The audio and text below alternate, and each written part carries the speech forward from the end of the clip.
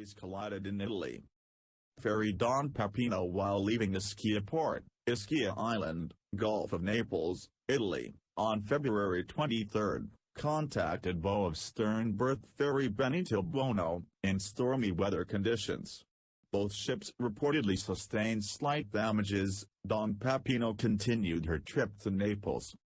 Passenger ro-ro ship DON PEPPINO, IMO 6,410,776, GT 1280, built 1984, flag Italy, owner GES TUR.